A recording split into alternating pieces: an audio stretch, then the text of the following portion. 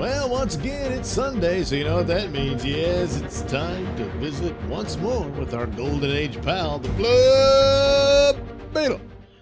All right, let's see where we're going this time. Oh, well, we're already in the action. Some dude just tosses this poor bastard into a lampshade. Yeah. Well, let's see. I gotta blow this up. Boy, this is really hard to read. Dan Garrett, an ordinary policeman by day, enters the role of the Blue Beetle to fight the spreading loan shark racket. In one of the prominent loan companies, a shabbily dressed man tells the agents that he cannot pay the amount of interest they ask of him. The leader, enraged, seizes the frail man and throws him bodily against the wall. Now, that's not true. He's hitting the lampshade. Jeez, boy. Once again, by Charles Nichols. Could be anybody, we don't know. Jeez, got him on his knees. That's not good. But that's not fair. I borrowed only $50, and now you say I owe you $100. You didn't tell me that the interest would amount to so much. I can't pay. I'm gonna give you something that'll change your mind. Jeez, what's going on here? He's unconscious, boss. Shall we dump him into the river?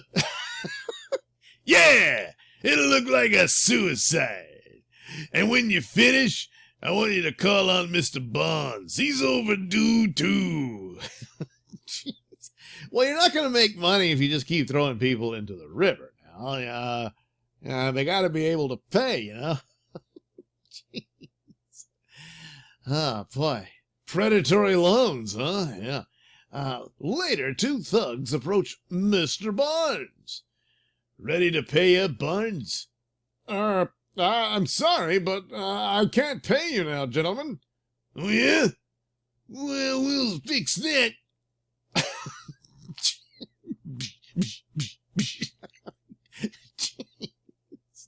Hey, let's dance. Come on, baby. Let's do the twist. So anyway, seeing that the police cannot get any damaging evidence against the racketeers, Garrett visits the loan office as John Blake. Okay. You understand all the terms, Mr. Blake. Good. Then sign this paper and you can get your $100. Gladly. 2 weeks later, several burly men accost Dan and question his failure to pay the interest on his loan. But I haven't the money. I didn't know I'd have to pay $200. What? Oh, yeah. There were 2 other guys who couldn't pay, and now they're pushing up daisies. Wow, they're nailing girls named Daisy? No. As the gangsters are about to attack Dan, he swings into action. Suck. Oh, well, I guess that's, what is that? Is that his Blue Beetle strength that's able to knock one little, whoop, and then he bumps the other guy. Anyway, Dan fights like a wildcat or wild beetle, and the gangsters soon learn that they picked on the wrong client. Well, good God, look how far he's gone. You're going to die. Jeez. Oh, look at his shadow. Whoops. Okay, I guess he's going into the trash can. Oh, help, stop. Yeah, not so tough now, are you? Anyway, Dan Garrett leaves his attackers sprawled on the streets, unconscious, or badly beaten, or possibly dead. Look, on your coat, the sign of the Blue Beetle. Well, he just gave away your secret identity there. Well, they'll think he's John Blake, yeah, who looks just like Officer Dan Garrett. The gangsters return to their angry chief and explain their unfortunate meeting with the Blue Beetle. We're quitting. The Blue Beetle's on our trail. He's too much for us. Oh, no, you're not. You're staying right here.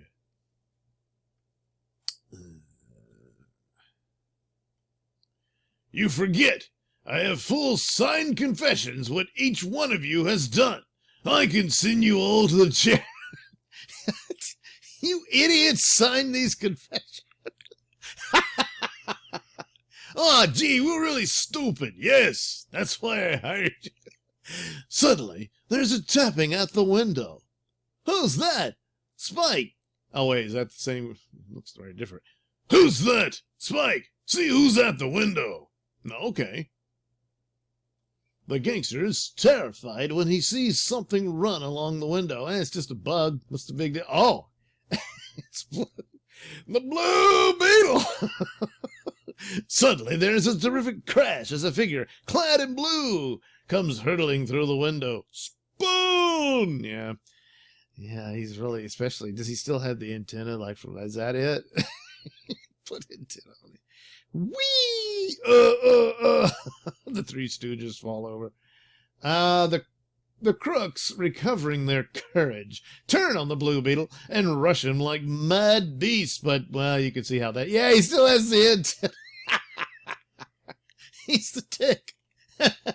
Anyway, well, he came first, so uh-oh. But anyway, slam. He falls down. One of them picks up a chair and springs towards the Blue Beetle. It stops struggling.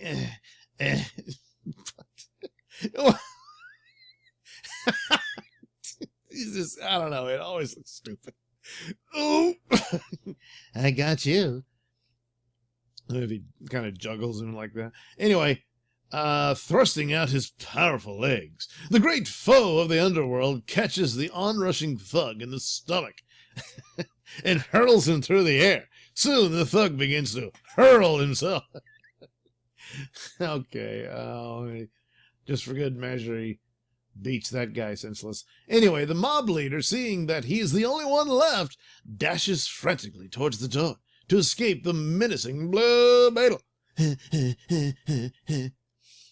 Disposing of his last antagonist, the Blue Beetle turns on the frightened gang leader, and with a flying tackle drags him down. You got your signals mixed up, you rat. It turned my sleeve blue. Meanwhile, the commissioner calls the chief of police into his office.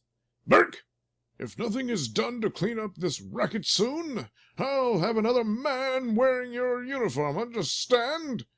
Yes, sir, I'll do my best. As the despondent police chief opens the door, he is startled to see a group of thugs roped tightly with a note pinned onto the foremost one. Great Scott! It's the very men I've been trying to get evidence on. And you still have no evidence whatsoever. All you have is a note from some guy in a costume.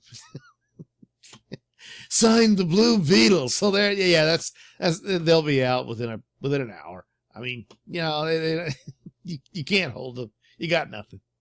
Man, what's going on with this dude's head?